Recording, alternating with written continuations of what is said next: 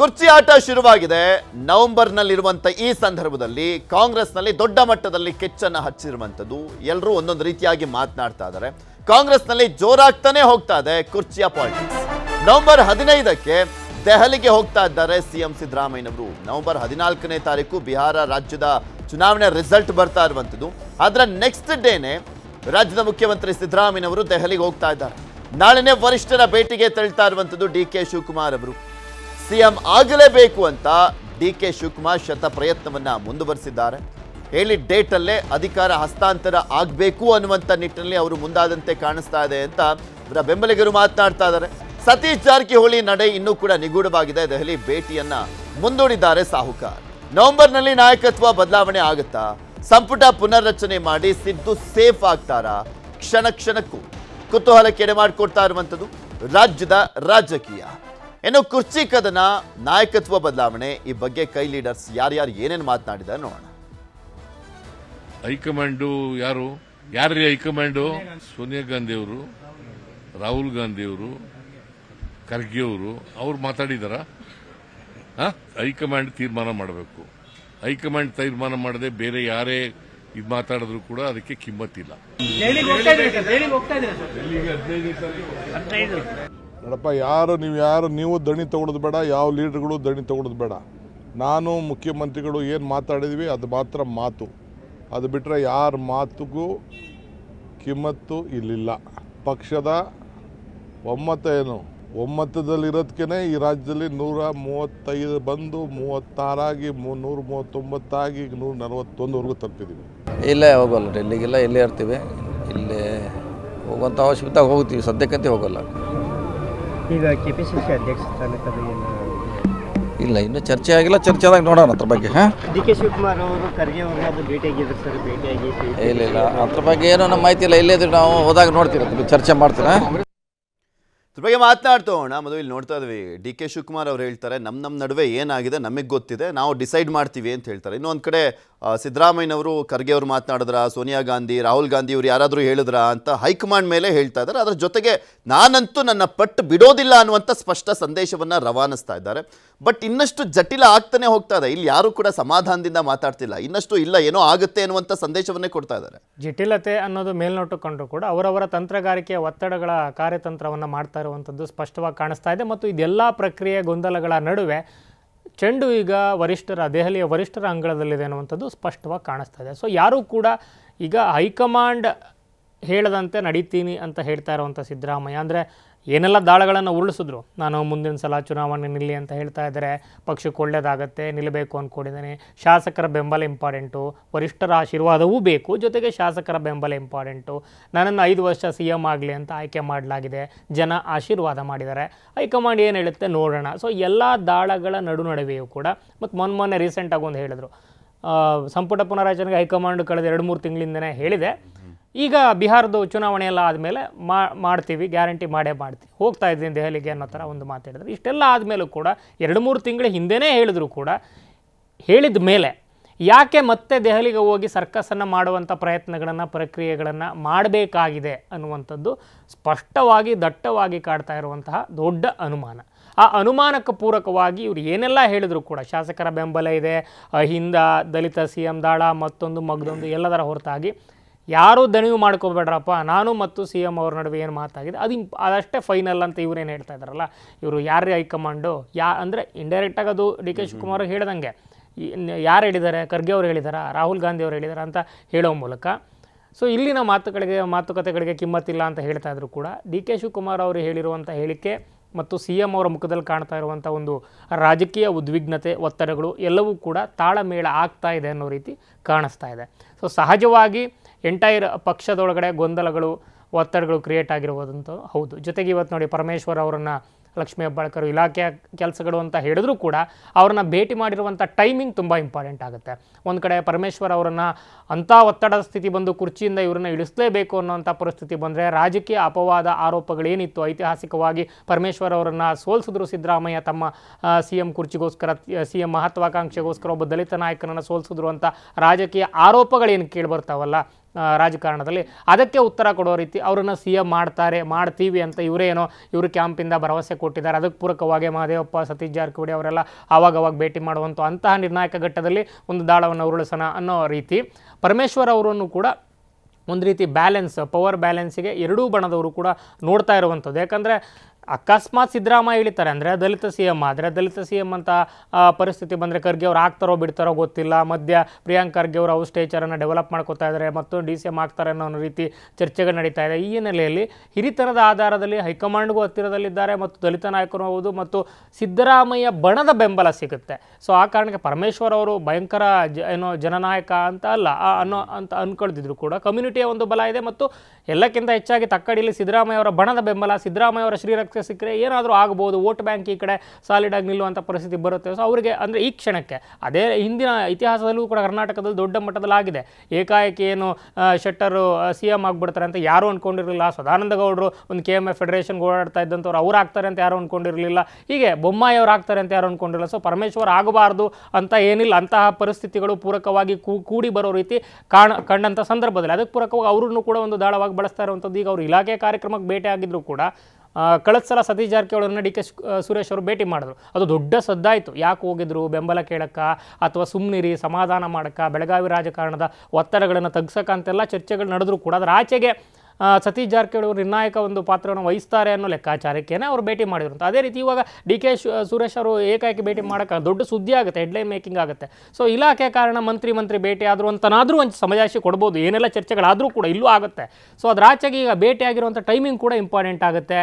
So ಅಲ್ಲಿ protest ನಡೀತಾ ಇದೆ, ಕಬ್ಬು ಬೆಳೆಗಾರರು ಏನಾದರೂ ಸಮಜಾಯಿಷಿಗಳನ್ನು ಕೊಡ್ಬೋದು. ಬಟ್ ರಾಜಕೀಯವಾಗಂತೂ ತಂತ್ರಗಾರಿಕೆಗಳು, ಹೆಜ್ಜೆಗಳು, ನಿಗೂಢ ಹೆಜ್ಜೆಗಳು ಅಲ್ಲಲ್ಲಿ ಕಾಣಿಸ್ತಾ ಇದ್ದೇವೆ ಅಂತಂತೂ ಸ್ಪಷ್ಟವಾಗಿ ಗೊತ್ತಾಗ್ತಾ ಇದೆ. ಮತ್ತು ಸಿದ್ದರಾಮಯ್ಯ ಅವರು ಏನೇ ಆತ್ಮವಿಶ್ವಾಸ ಹೇಳಿದ್ರು ಕೂಡ ಶಾಸಕರ ಬಲ, ಸಚಿವರ ಬಲ, ಹಿಂದ ಮತ ಬ್ಯಾಂಕ್ನ ಬಲ ಇದೆಲ್ಲ ಇದ್ರು ಕೂಡ ನೋಡಿ ಜಮೀರ್ ಅವರು ಸಡನ್ ಆಗಿ ಹೇಳಿದ್ರು DCM ಮಾಡ್ತಾರೆ ಅಂತಂದರೆ ನಾನು ಬಿಟ್ಕೊಡ್ತೀನಪ್ಪ ಬೇಕಿದ್ರೆ ಸಚಿವ ಸ್ಥಾನನ ಅಂಥದ್ದೊಂದು ಸಂದರ್ಭ ಬಂದರೆ ಅಂತ. ಸೊ ಒಂದೊಂದು ಚಿಕ್ಕ ಪುಟ್ಟ ಟ್ರೈಲರ್ಗಳು ಸಿದ್ದರಾಮಯ್ಯ ಅವರ ಬಣದಿಂದ ಬರ್ತಾನೆ ಇದೆ. ಒಂದೊಂದು ಸಭೆ ಸಮಾವೇಶದ ಸಿದ್ಧತೆ, ಅಲ್ಲಲ್ಲಿ ಔತಣಕೂಟಗಳು, ಮತ್ತು ಈಗ ರಾಜಣ್ಣ ಅವ್ರ ಮನೆ ಬೇರೆ ಅಕೇಶನಲ್ಲಿ ಹೋಗ್ತಾ ಇದ್ರು ಕೂಡ ಎಲ್ಲವೂ ಕೂಡ ಒಂದು ಬಳಸ್ಕೊಳ್ಳುವಂತಹ ರಾಜಕೀಯವಾಗಿ ಬಳಸ್ಕೊಳ್ಳುವಂಥ ಪರಿಸ್ಥಿತಿಗೆ ಪೂರಕವಾಗಿ ನಡೀತಾ ಇರುವಂಥ ಚಟುವಟಿಕೆಗಳೇ ಅನ್ನೋ ರೀತಿ ಕಾಣಿಸ್ತಾ ಇದೆ. ಮತ್ತು ಸಿದ್ದರಾಮಯ್ಯ ಅವರು ಏನೆಲ್ಲ ತಂತ್ರಗಾರಿಕೆಯನ್ನು ಮಾಡಿದ್ರು, ಹರಿಪ್ರಸಾದ್ ಅವರನ್ನು ಭೇಟಿ ಮಾಡಿ ಅವರ ಬಾಯಲ್ಲಿ ಒಬ್ಬ ವಿರೋಧಿಯನ್ನು ತತ್ಕ್ಷಣದಲ್ಲಿ ಸಮಾಧಾನ ಮಾಡ್ಕೊಂಡಂಗಾಯಿತು. ಇಲ್ಲಾಂದರೆ ಓಪನ್ ಆಗಿ ಬೈಟ್ಗಳನ್ನು ಕೊಡ್ತಾರೆ. ಇತ್ತೀಚೆಗೆ ನೋಡಿ ಎಲ್ಲೂ ಸಿದ್ದರಾಮಯ್ಯ ಅವರು ವಿರುದ್ಧ ಅವರು ಏನೂ ಸ್ಟೇಟ್ಮೆಂಟ್ ಕೊಡ್ತಿಲ್ಲ. ಸೊ ಬಂದೋಬಸ್ತ್ ಮಾಡ್ಕೊಂಡಿದ್ದಾರೆ. ಅಹಿಂದ ವೋಟ್ ಬ್ಯಾಂಕು, ಶಾಸಕರ ಬೆಂಬಲ, ಸಚಿವರ ಬೆಂಬಲ, ಮುಂದಿನ ಸ್ಪರ್ಧೆ ಹೇಳಿಕೆ ಇದೆಲ್ಲದರ ಹೊರತಾಗಿ ಕೂಡ DK ಶಿವಕುಮಾರ್ ಅವರ ತಂತ್ರಗಾರಿಕೆ ಅಂತೂ ನಿಂತಿಲ್ಲ. ಅವರು ಪಡಿಲೇಬೇಕು. ಯಾಕಂದರೆ ಈಗಾಗಲೇ 21, 29, 28 ಅಂತೆಲ್ಲ ಡೇಟ್ಗಳು ದೊಡ್ಡದಾಗಿ ಚರ್ಚೆ ಆಗ್ತಾ ಇದೆ. ಅವ್ರು ನಂಬುವಂತಹ ಏನು ದೈವಸ್ಥಾನಗಳಲ್ಲಿ, ದೇವರ ಸ್ಥಾನಗಳಲ್ಲಿ ಅಥವಾ ಗುರುಗಳ ಮಾರ್ಗದರ್ಶನದಲ್ಲಿ ಡೇಟ್ಗಳು ಕೂಡ ಫಿಕ್ಸ್ ಆಗಿಬಿಟ್ಟಿದ್ದಾವೆ ಅಂತ ರಿಪೋರ್ಟ್ ಆದವು. ಆ ರಿಪೋರ್ಟಿಗೆ ಪೂರಕ ಪ್ರತಿಕ್ರಿಯೆಯನ್ನು ಕೇಳಿದಂಥ ಸಂದರ್ಭದಲ್ಲಿ ಸಿದ್ದರಾಮಯ್ಯ ಅವರು ಕೂಡ ರೊಚ್ಚಿಗೆದ್ದಿದ್ರು ಮೊನ್ನೆ ಮೀಡಿಯಾದವ್ರ ಮುಂದೆನೇ, ಅಥವಾ ಡಿಸ್ಕಂಫರ್ಟ್ ಫೀಲ್ ಮಾಡಿದರು. ಸೊ ಅದೆಲ್ಲವೂ ಕೂಡ ಏನು ಕಾಣಿಸ್ತಾ ಇದೆ, ಒಂದು ತಾವು ಆಗಲೇಬೇಕು ಈ ಸಲ ನವೆಂಬರ್ಗೆ ಮಾಡಲೇಬೇಕು ಅನ್ನುವಂಥದ್ದು. ಆಗಲಿಲ್ಲ ಅಂತಂದರೆ ಅಕಸ್ಮಾತ್ KPCCಯನ್ನು ಬದಲಾಯಿಸುವಂಥ ಪರಿಸ್ಥಿತಿಗಳೇನಾದರೂ ಬಂದೆ, ಇವರು ಹೊಸ ದಾಳವನ್ನು ಉರುಳಿಸಿದ್ರೆ ಇವರನ್ನು ವೀಕ್ ಮಾಡಲಿಕ್ಕೆ ಹೆಚ್ಚುವರಿ DCMನ್ನು ಪ್ರಸ್ತಾಪಗಳನ್ನು ಮಾಡಿದ್ರೆ ಯಥಾವತ್ ಫಾರ್ಮುಲಾನಾದರೂ ಕಂಟಿನ್ಯೂ ಆಗುತ್ತಾ ಅನ್ನೋರ್ತೀವಿ. ಮ್ಯಾಕ್ಸಿಮಮ್ 150 ಅಥವಾ 200% CM ಸ್ಥಾನಕ್ಕೆ ಪ್ರಯತ್ನ ಪಟ್ಟರು. ಫೈನಲ್ ಆಗಿ ಈಗಿರುವಂಥ ಸ್ಟೇಚರ್ ಆದರೂ ಉಳಿಯುತ್ತೆ. ಮತ್ತು 2028ರ ಚುನಾವಣೆಗೆ ಒಂದು ಭರವಸೆ ಸ್ಪಷ್ಟವಾಗಿ ನೀವೇ ನಮ್ಮ ಮುಂದಿನ ನಾಯಕ ಅಥವಾ ಪಕ್ಷಾಧಿಕಾರಕ್ಕೆ ಬಂದರೆ ನೀವೇ CM ಅನ್ನುವಂಥ ಒಂದು ಸ್ಪಷ್ಟ ಆತ್ಮವಿಶ್ವಾಸದ ಭರವಸೆ ಹೈಕಮಾಂಡಿಂದ ಕೂಡ ಸಿಗಬಹುದು ಅನ್ನೋ ಲೆಕ್ಕಾಚಾರದಲ್ಲಿ ಏನಾದರೂ ಒತ್ತಡ ತಂತ್ರವನ್ನು ಅನುಸರಿಸ್ತಾ ಇದ್ದಾರೆ ಅನ್ನುವಂಥದ್ದು ಕುತೂಹಲ. ಅದೆಲ್ಲವೂ ಕೂಡ ಈ ಒಂದು ದೆಹಲಿಯ ಭೇಟಿಯಲ್ಲಿ, ಇಬ್ಬರೂ ನಾಯಕರ ದೆಹಲಿಯ ಭೇಟಿಯಲ್ಲಿ ಸ್ಪಷ್ಟವಾಗಿ ಅವರವರಿಗಾದರೂ ಉತ್ತರ ಸಿಗುವಂಥ ಸಾಧ್ಯತೆ ಇದೆ. ಏನು ಹೇಳ್ತಾರೆ, ಅಥವಾ ಈ ಒಂದು ಗೊಂದಲವನ್ನು ಜಟಾಪಟಿಯನ್ನು ನೋಡಿ ಮತ್ತೆ ಭಯ ಬಿದ್ದು ಸ್ಟೇಟಸ್ ಕೋ ಮೇಂಟೈನ್ ಮಾಡುತ್ತಾ ಹೈಕಮಾಂಡು, ಅಥವಾ ನಿರ್ಣಾಯಕವಾಗಿ ಭವಿಷ್ಯತ್ತಿನ ಲೆಕ್ಕಾಚಾರ ಅಂತ ಏನಾದರೂ ನಿರ್ಣಯಗಳನ್ನು ತೆಗೆದುಕೊಳ್ಳೋದು ಅನ್ನೋದಂಥದ್ದು ಕುತೂಹಲ. ಪೃಥ್ವಿ, ಇಲ್ಲಿ DK ಶಿವಕುಮಾರ್ ಅವರು ಹೇಳ್ತಾ ಇದ್ದಾರೆ, ನಾನು ಅಂದರೆ ಮುಂಚೆ ಒಂದ್ಸಲಿ ಮಾತನಾಡಿದ್ರು ಅಂಡರ್ಸ್ಟ್ಯಾಂಡಿಂಗ್, ಮತ್ತು ನಾವಿಬ್ಬರು ಏನು ಮಾತನಾಡಿದ್ವಿ ನಮ್ಗೆ ಗೊತ್ತಿದೆ ಅನ್ನುವಂಥದ್ದನ್ನ ರಾಷ್ಟ್ರೀಯ ಮಾಧ್ಯಮದಲ್ಲಿ ಮಾತನಾಡಿದಂಥ ಸಂದರ್ಭ ಆ ರೀತಿಯಾಗಿ ಯಾವುದೂ ಕೂಡ ಒಪ್ಪಂದ ಆಗಿಲ್ಲ ಅನ್ನುವಂಥದ್ದು ಹೇಳಿದರು. ಈಗ ಮತ್ತೊಮ್ಮೆ ಹೇಳ್ತಾ ಇದ್ದಾರೆ, ನಾನು ಮತ್ತು ಸಿದ್ದರಾಮಯ್ಯನವರು ಮಾತನಾಡ್ಕೊಂಡಿದ್ದೀವಿ, ಆ ಮಾತಿನಂತೆ ನಡ್ಕೊಳ್ತೀವಿ ಅಂತ ಹೇಳುವ ಮುಖಾಂತರ ಈ ಅಧಿಕಾರ ಹಸ್ತಾಂತರ ಅನ್ನುವಂಥ ವಿಚಾರ ಕಂಪ್ಲೀಟ್ಲಿ ಡಿಪೆಂಡ್ಸ್ ಆನ್ ಸಿದ್ದರಾಮಯ್ಯನವ್ರ ಮೇಲೇ ಅನ್ನುವಂಥದ್ದು ಸ್ಪಷ್ಟವಾಗಿ ಕಾಣಿಸ್ತಾ ಇದೆಯಾ ಅಂತ DK ಮಾತಿನ ಮುಖಾಂತರ? ಪೃಥ್ವಿ, ದಿವಂಗತ ದೇವರಾಜ ಅರಸು ಅವರು ಈ ರಾಜ್ಯವನ್ನು 7 ವರ್ಷ 234 ದಿನಗಳ ಕಾಲ ಆಳಿದಂಥವ್ರು. ಸುದೀರ್ಘವಾಗಿ ಈ ರಾಜ್ಯದಲ್ಲಿ 2 ಬಾರಿ ಮುಖ್ಯಮಂತ್ರಿಯಾಗಿ ಆಳಿದಂಥವರು ದಿವಂಗತ ದೇವರಾಜ ಅರಸು. ಯಾರು ಏನು ಬೇಕಾದರೂ ಹೇಳ್ಬೋದು. ಸುಮಾರು 18 ಬಾರಿ ಲಿಂಗಾಯತರು ಆಳಿದ್ದಾರೆ, 14 ಬಾರಿ ಒಕ್ಕಲಿಗರು ಆಡಿರ್ತಕ್ಕಂಥದ್ದು. ಹಿಂದುಳಿದ ವರ್ಗದವರು ಕೆಲವೇ ಬೆರಳೆಣಿಕೆಯಷ್ಟು ಆಡಳಿತವನ್ನು ನಡೆಸಿರ್ತಕ್ಕಂಥದ್ದು. ಬ್ರಾಹ್ಮಣರು ಕೂಡ ರಾಮಕೃಷ್ಣ ಹೆಗಡೆ ಅಂತವ್ರು ಮಾತ್ರ, ದಿನೇಶ್ ಗುಂಡೂರಾವ್ ಮತ್ತು ರಾಮಕೃಷ್ಣ ಹೆಗಡೆ ಅಂತವ್ರು ಮಾತ್ರ ಈ ರಾಜ್ಯವನ್ನು ಆಳಿರ್ತಕ್ಕಂಥದ್ದು. ಈಗಾಗಲೇ ನವೆಂಬರ್ 20ಕ್ಕೆ ಕರ್ನಾಟಕದ ಸಿದ್ದರಾಮಯ್ಯ ನೇತೃತ್ವದ ಕಾಂಗ್ರೆಸ್ ಸರ್ಕಾರಕ್ಕೆ 2.5 ವರ್ಷ ಆಗುತ್ತೆ, ಪೂರೈಸುತ್ತೆ. ನಂತರ ಅದಾದ ನಂತರ ಕೂಡ ಸುಮಾರು 2 ವರ್ಷ ಅಂತ ಹೇಳಿದರೆ 2.5 ವರ್ಷ ಅಂದರೆ 105 ದಿನಗಳಾಗ್ತವೆ. ಇನ್ನೂ ಕೂಡ 234 ದಿನಗಳನ್ನ ಬ್ರೇಕ್ ಮಾಡಲಿಕ್ಕೆ ಸುಮಾರು 74ರಿಂದ 75 ದಿನಗಳು ಬೇಕು. ಅದು ಜನವರಿ ಫೆಬ್ರವರಿ ಅಂತ್ಯದವರೆಗೂ ಕೂಡ ಬರುವಂಥದ್ದು. ಈಗ ಸದ್ಯಕ್ಕೆ ಚರ್ಚೆ ಆಗ್ತಿರ್ತಕ್ಕಂಥದ್ದು ನವೆಂಬರ್ 20ರ ನಂತರ ಡಿ ಕೆ ಶಿವಕುಮಾರ್ ಕೂಡ ಅವರ ಆತ್ಯಾಪ್ತರ ಬಳಿ ಹೇಳ್ತಿದ್ದಾರೆ 27, 28, 25, 26 ಅಂತ ಅವರೇ ಡೇಟ್ ಹೇಳ್ತಾರೆ. ನಾನು ಏನು ಸ್ವೇರಿಂಗ್ ಮಾಡ್ತೀನಿ ಅಂತ ಹೇಳ್ತಿರ್ತಕ್ಕಂಥ. ಮತ್ತು ಅವರ ಆಪ್ತರು ಅವರ ಅಕ್ಕಪಕ್ಕ ಇರ್ತಕ್ಕಂಥವ್ರು, ಅವರ ಆಪ್ತ ಜ್ಯೋತಿಷಿಗಳು ಕೂಡ ಅವರು ಏನು ಮುಖ್ಯಮಂತ್ರಿ ಆಗೇ ಆಗ್ತಾರೆ ಅಂಥೇಳಿ ಹೇಳ್ತಿರ್ತಕ್ಕಂಥದ್ದು. ಈಗ ಎಂಡಾರ್ಸ್ ಮಾಡಬೇಕಂತಾರೆ ಯಾರು, ಅದು ಪವರ್ ಶೇರಿಂಗ್ ಆಗುತ್ತೆ ಅಂತ ಹೇಳ್ತಿರ್ತಕ್ಕಂಥವ್ರು ಸೋನಿಯಾ ಗಾಂಧಿ, ರಾಹುಲ್ ಗಾಂಧಿ, ಮಲ್ಲಿಕಾರ್ಜುನ್ ಖರ್ಗೆ, ಕೆ ಸಿ ವೇಣುಗೋಪಾಲ್, ಪ್ರಿಯಾಂಕಾ ವಾದ್ರಾ, ಗಾಂಧಿ. ಇವ್ರು ಯಾರು ಕೂಡ ಇವತ್ತವರು ಕೂಡ ಎಂಡಾರ್ಸ್ ಮಾಡಿಲ್ಲ, ಪವರ್ ಶೇರಿಂಗ್ ಇದೆ ಅನ್ನೋದನ್ನ ಎಂಡಾರ್ಸ್ ಮಾಡಿಲ್ಲ. ಡಿ ಕೆ ಶಿವಕುಮಾರ್ ಕೂಡ ತಮ್ಮ ಅತ್ಯಾಪ್ತರಲ್ಲಿ ತಮ್ಮ ಅತ್ಯಾಪ್ತ ಯಾರ ಪತ್ರಕರ್ತರ ಬಳಿ ಕೂಡ ಆತ್ಮಸಾಕ್ಷಿ ಅನ್ನೋ ಪದವನ್ನು ಬಳಸ್ತಾರೆ. ಆತ್ಮಸಾಕ್ಷಿ ಅನ್ನೋದೊಂದು ಇರುತ್ತಲ್ಲ ಅಂತ ಹೇಳ್ತಿದ್ದಾರೆ. ಮತ್ತು ಪವರ್ ಶೇರಿಂಗ್ ಬಗ್ಗೆ ನಮ್ಮೊಳಗೆ ಚರ್ಚೆ ಆಗಿದೆ ಅಂತ ಕೂಡ ಹೇಳ್ತಿರ್ತಕ್ಕಂಥದ್ದು. ಮುಖ್ಯಮಂತ್ರಿಗಳು ಕೂಡ ಬಹಿರಂಗವಾಗಿ ಹೇಳಿದ್ದಾರೆ. ಕಳೆದ 3 ತಿಂಗಳಿಂದನೇ ರಾಹುಲ್ ಗಾಂಧಿಯವರು ಸಂಪುಟ ಪುನರಚನೆಯನ್ನು ಮಾಡಿ ಒಂದಷ್ಟು ಜನ ಕೈ ಬಿಡಿ, ಹೊಸಬ್ರಿಗೆ ಅವಕಾಶ ಕೊಡಿ, ಯೂತ್ಸ್ಗೆ ಅವಕಾಶ ಕೊಡಿ, ಪ್ರಾದೇಶಿಕವಾರು, ಸಾಮಾಜಿಕವಾರು, ಜಾತಿವಾರ ಅವಕಾಶಗಳನ್ನು ಕೊಡಿ, ಒಂದಷ್ಟು ಅಡ್ಮಿನಿಸ್ಟ್ರೇಷನನ್ನು ರಿಫಾರ್ಮ್ ಮಾಡಿ, ಒಂದಷ್ಟು ಕರಪ್ಷನ್ ಮಾಡಿರ್ತಕ್ಕಂಥವ್ರು, ಪಕ್ಷ ಸಂಘಟನೆ ಮಾಡದೇ ಇರತಕ್ಕಂಥವ್ರು, ಪಕ್ಷಕ್ಕಾಗಿ ಏನು ದೇಣಿಗೆ ಕೊಡದಿದ್ದಂಥವರು, ತನುಮನ ಧನ ಸಹಾಯ ಮಾಡಿದಂಥವ್ರು, ಇವರೆಲ್ಲರನ್ನು ಕೂಡ ಕೈ ಬಿಡಬೇಕಂತೇಳಿ ಖಡಕ್ಕಾಗಿ ಹೇಳಿದರು. ಮುಖ್ಯಮಂತ್ರಿಗಳು ಅವರೇ ಹೇಳೋ ಪ್ರಕಾರ 2 ವರ್ಷ ಆಗಲಿ, 2 ವರ್ಷ ಆದ ತಕ್ಷಣ ಒಂದು ಅವಕಾಶ ಸಿಕ್ತಂಗೆ ಆಗುತ್ತೆ, ಅರ್ಧ ಇನ್ನು ಉಳಿದಂಥವ್ರಿಗೆ ಅವಕಾಶ ಕೊಡೋಣ ಅಂತ ಹೇಳಿರ್ತಕ್ಕಂಥದ್ದು. ಇವತ್ತು ನಿನ್ನೆಯೂ ಕೂಡ ಮುಖ್ಯಮಂತ್ರಿಗಳು ಹೈಕಮಾಂಡ್ ಹೇಳಿದ ಪ್ರಶ್ನೆಯನ್ನು ಮಾಡೋ ಮುಖಾಂತರ ರಾಜ್ಯದಲ್ಲಿ ಅದು ಡಿ ಕೆ ಶಿವಕುಮಾರ್ ಇರ್ಬೋದು, ಅವರ ಪರವಾಗಿರ್ತಕ್ಕಂಥದ್ದು ಯಾರು ಮಾತಾಡಿದ್ರು ಕೂಡ, ಜಮೀರ್ ಮಾತಾಡಿದ್ರು ಕೂಡ ಒನ್ ಆ್ಯಂಡ್ ಓನ್ಲಿ ಹೈಕಮಾಂಡ್ ಅಂತ ಹೇಳಿರ್ತಕ್ಕಂಥದ್ದು. ಸದ್ಯಾಗ ಬಿಹಾರ ಚುನಾವಣೆ ನಡೀತಿರ್ತಕ್ಕಂಥದ್ದು, ನವೆಂಬರ್ 14ನೇ ತಾರೀಕು ರಿಸಲ್ಟ್ ಬರ್ತಿರ್ತಕ್ಕಂಥದ್ದು. ಈಗ ದೇಶದಲ್ಲಿ 2029ರಲ್ಲಿ ಕಾಂಗ್ರೆಸ್ಗೆ ಅಳಿವು ಉಳಿವಿನ ಪ್ರಶ್ನೆ ಎದುರಾಗಿರ್ತಕ್ಕಂಥದ್ದು. ಈಗಾಗಲೇ ಮೇಲ್ಜಾತಿ ಅಂತೇಳಿ ಕರೆಸ್ಕೊಳ್ತಕ್ಕಂಥ ಬಹುತೇಕ ಮತದಾರರು ಭಾರತೀಯ ಜನತಾ ಪಕ್ಷ ಜೊತೆ ಗುರುತಿಸ್ಕೊಂಡಿರ್ತಕ್ಕಂಥದ್ದು ಕೂಡ ಕಾಂಗ್ರೆಸ್ಗೆ ನಿದ್ದೆಗೆಡಿಸಿರ್ತಕ್ಕಂಥದ್ದು. ಕಾಂಗ್ರೆಸ್ನ ಅತಿಯಾದ ಅಲ್ಪಸಂಖ್ಯಾತ ತುಷ್ಟೀಕರಣ ಮತ್ತು ಓಲೈಕೆ ರಾಜಕಾರಣದಿಂದ ದೇಶಾದ್ಯಂತ ಬಹುಸಂಖ್ಯಾತ ಮತಗಳನ್ನು ದಿನೇ ದಿನೇ ಕಳೆದುಕೊಳ್ತಿರ್ತಕ್ಕಂಥದ್ದು ಆತಂಕ ಆಗಿರ್ತಕ್ಕಂಥದ್ದು. ಇತ್ತ ಪ್ರಧಾನಿ ನರೇಂದ್ರ ಮೋದಿಯವರು ಕೂಡ OBC ಸಮುದಾಯಕ್ಕೆ ಸೇರಿದ್ರಿಂದ ಒಂದಷ್ಟು OBC ಸಮುದಾಯದ ಬಹುತೇಕ ಮತಗಳನ್ನ ಗ್ರ್ಯಾಬ್ ಮಾಡ್ತಿರೆಂಬ ಆತಂಕ ಕೂಡ ಎದುರಾಗಿರ್ತಕ್ಕಂಥದ್ದು.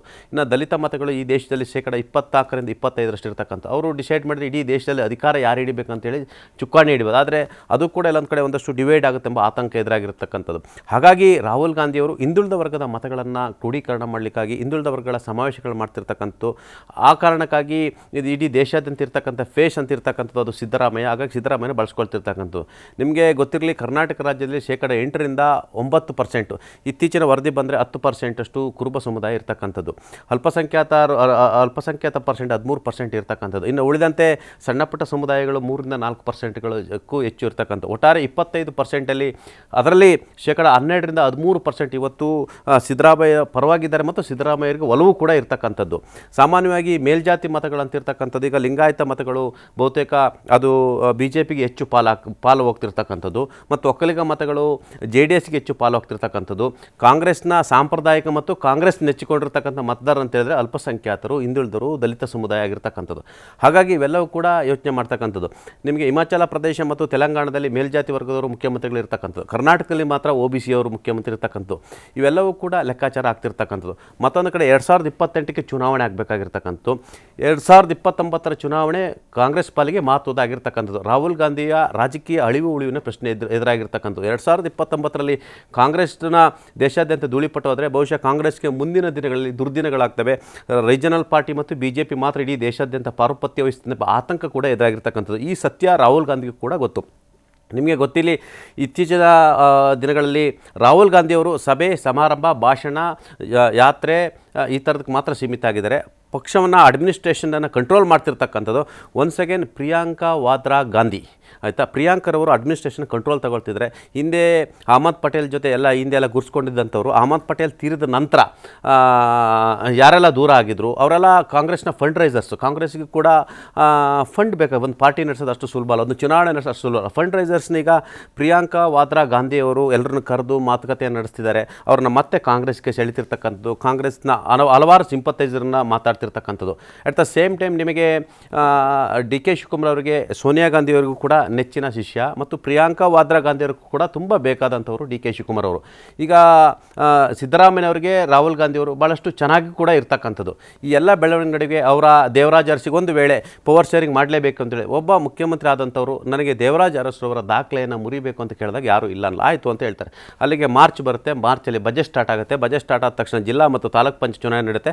ನಂತರ ಏನು ಬೇಕಾದರೂ ಆಗ್ಬೋದು. ಆದರೆ ಇನ್ನೇನು ಆಗೇ ಬಿಟ್ಟೆ ಅನ್ನೋದಿದೆಯಲ್ಲ ರಾಜಕಾರಣದಲ್ಲಿ, ಅದು ಸಾಧ್ಯನೂ ಉಂಟು, ಕೆಲವು ಕಡೆ ಅಸಾಧ್ಯನೂ ಕೂಡ ಇರ್ತಕ್ಕಂಥದ್ದು. ಎಲ್ಲದಕ್ಕೂ ಉತ್ತರ ಏನು? ರಾಹುಲ್ ಗಾಂಧಿ ಮತ್ತು ಸಿದ್ದರಾಮಯ್ಯ ಮತ್ತು ಡಿ ಕೆ ಶಿವಕುಮಾರ್ ಅವರು. ಈಗ ಡಿ ಕೆ ಶಿವಕುಮಾರ್ ಅವರು ಬಹಳಷ್ಟು ಜನರ ಬಳಿ ಆತ್ಮಸಾಕ್ಷಿಯ ಮಾತನ್ನು ಹೇಳ್ತಾರೆ. ಆ ಆತ್ಮಸಾಕ್ಷಿ ಏನು ಅಂತ ಹೇಳಿ, ಇಲ್ಲ ಸಿದ್ದರಾಮಯ್ಯ ಹೇಳ್ತಾರೆ ಆ ಥರ ಪವರ್ ಶೇರಿಂಗ್ ಆಗಿಲ್ಲ ಅಂತ ಹೇಳ್ತಾರೆ. One and only D K Shivakumar ಹೇಳ್ತಾರೆ ಇಲ್ಲ ಪವರ್ ಶೇರಿಂಗ್ ಬಗ್ಗೆ ಚರ್ಚೆ ಆಗಿದೆ ಅಂತ ಹೇಳ್ತಾರೆ. ಆದರೆ ಸೋನಿಯಾ ಗಾಂಧಿ, ಪ್ರಿಯಾಂಕಾ ವಾದ್ರಾ ಗಾಂಧಿ ಅಥವಾ ರಾಹುಲ್ ಗಾಂಧಿ ಅಥವಾ ಮಲ್ಲಿಕಾರ್ಜುನ್ ಖರ್ಗೆ ಯಾರು ಕೂಡ ಆ ಸಭೆಯಲ್ಲಿ ಇದ್ದಾರೆ. ಹೌದು ಪವರ್ ಶೇರಿಂಗ್ ಆಗಿದೆ ಅಂತ ಹೇಳ್ತಾ ಇಲ್ಲ. ಆದರೆ ಇವರು ಸಂಪುಟ ಪುನರ್ರಚನೆ ಅಂತ ಹೇಳ್ತಿದ್ದಾರೆ. ಒಂದು ವೇಳೆ ನವೆಂಬರ್ಲಿ ಆಗಲಿಲ್ಲ ಅಂದರೆ ಬಹುಶಃ ನೀವು ಹೇಳ್ದಂಗೆ ಮಧು ಹೇಳ್ದಂಗೆ ಅವರು KPCC ಪಟ್ಟನೂ ಬೇಕು, ಸಿಂಗಲ್ DCM ಬೇಕು ಅಂತಲೂ ಕೂಡ ಪಟ್ಟು ಹಿಡಿಬೋದು. ಮತ್ತು ಆಗ ಆ ಸಂದರ್ಭದಲ್ಲಿ ಸತೀಶ್ ಜಾರಕಿಹೊಳಿ ಮತ್ತಂತ ಉಳಿದಂಥವ್ರಿಗೆ ಅವಕಾಶ ಇಲ್ಲ.